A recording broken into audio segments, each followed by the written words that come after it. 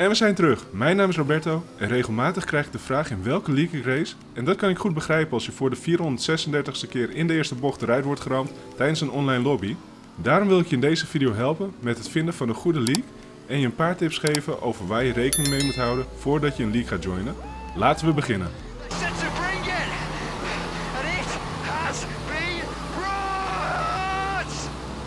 Voordat je een league gaat joinen is het belangrijk om te weten dat je wordt ingedeeld in een bepaalde tier of ranking.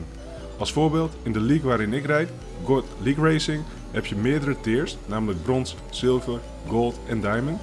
In deze league rijden in de Diamond League de snelste rijders van de league en in brons de iets minder snelle rijders. Na elk seizoen heb je de mogelijkheid om te promoveren als je het goed hebt gedaan, of kun je degraderen als het niet zo goed is gegaan. Op deze manier rij je altijd op het juiste niveau en tegen gelijkwaardige rijders. Later in deze video zal ik meer uitleggen over hoe je leagues kunt joinen, maar wil je ook in deze league rijden? Klik dan op de Discord link in de comments. Hoe de league bepaalt in welke tier je gaat racen kan verschillend zijn. Het kan zijn dat je een hotlap moet gaan rijden en onder een bepaalde tijd moet komen om in een bepaalde tier terecht te komen. Of hoe dat is gegaan bij God League Racing, waren verplicht om een race-off te rijden. Alle racers werden willekeurig ingedeeld voor 2 keer een 25% race op een bepaald circuit. En de snelste tijd waarin je een 25% race hebt uitgereden zorgde voor een eindklassering waarin je dan werd ingedeeld. Zoals je kunt zien werd ik in deze indeling tweede. En dit zorgde ervoor dat ik samen met de overige 19 snelste rijders in de Diamond League terecht ben gekomen. Zelf vind ik deze manier van indeling veel beter dan een hotlap. Want iedereen kan wel toevallig een keer een snelle ronde eruit persen. Maar om constant en snel te zijn in een race, dat is weer een hele andere kunst. Nu je bent ingedeeld in een tier, zal je merken dat elke league zijn eigen regels heeft. Lees de league regels daarom ook altijd goed door en zorg ervoor dat jij hier ook altijd aan houdt. Omdat iedereen zich aan de regels houdt, krijg je namelijk niet de chaos van een online lobby die je nu probeert te ontlopen. En natuurlijk kan het altijd een keer fout gaan en maak jij of iemand anders een fout. Ga dan alleen niet voor eigen rechten spelen, want de meeste goed georganiseerde leagues hebben een racecontrol die ervoor zorgt dat jij of iemand anders die een ongeluk veroorzaakt een penalty krijgt. Een racedag in de meeste leagues bestaat uit een 50% race met een short of een volledige kwalificatie. Heb je geen officiële league race ingepland, dan heb je vaak ook de kans dat er evenementen worden georganiseerd waarin het net even iets anders gaat. Bijvoorbeeld een triple header of een volledige 100% race. En dit maakt het ook zo leuk om in een league te zitten, want je hebt eigenlijk altijd wel wat leuks om aan mee te doen. Een league joinen kan soms best overweldigend zijn. Als je hier naar op zoek gaat, kom je honderden leagues tegen, maar hoe weet je nu welke goed zijn georganiseerd en netjes racen hoog in het vaandel hebt staan?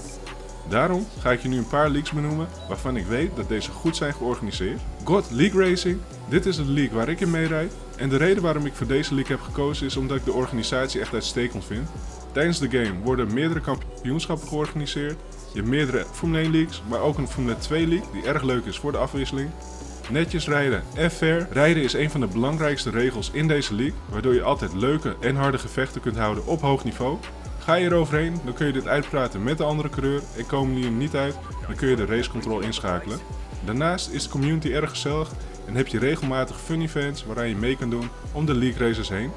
Tot slot vind ik de website van deze league ook erg handig. Hier kun je snel alle standen, uitslagen en ander belangrijk nieuws terugvinden. En wil je deze league ook joinen? Klik dan op de Discord link in de comments. League Racing Nederland staan voor een eerlijke racecompetitie dat wordt gespeeld op het nieuwste Formule 1 spel. De afgelopen jaren is de e-sport in opkomst en zij willen coureurs samenbrengen en te laten genieten van een professionele e-sport competitie. Dat doen ze door alle coureurs hun race te laten opnemen en een VIA aan te wijzen die incidenten op de baan zal beoordelen, dus zij hebben ook een eigen racecontrol. PSGL. Dit is de grootste en waarschijnlijk meest bekendste league van de wereld. Over meerdere landen en platformen worden geraced in PSGL. En dit is ook de league waar Jarno Opmeer in Tier 1 in meerijdt. League of Europe. Sinds het openen van deze competitie in 2019 is deze league uitgegroeid tot de competitie die Europees is van naam, maar wereldwijd is van aard. In 7 seizoenen van bestaan hebben ze meer dan 30 nationaliteiten uit 5 verschillende continenten. FHC Racing. FHC Racing staat voor Fast and Clean Racing. En ben jij op zoek naar een leuke league en een serieuze league, dan kun jij je altijd aanmelden bij FHC Racing. Dit zijn slechts een paar voorbeelden van leagues waarvan ik weet dat ze goed georganiseerd zijn. Zoals eerder gezegd zijn er nog veel meer leagues met goede organisatie waar je kunt gaan league racen. Daarom wil ik je vragen om in de comments aan te geven in welke league jij racet, zodat iedereen een goed overzicht krijgt van alle leuke leagues om aan mee te doen. En let tijdens het joinen van de league trouwens goed op welke dagen en tijden er wordt gereden. Stel, er wordt gereden op een dinsdagavond, maar jij hebt dan elke avond voetbal trainen, dan is het niet handig om je voor deze league in te schrijven en kun je beter op zoek gaan naar een andere league.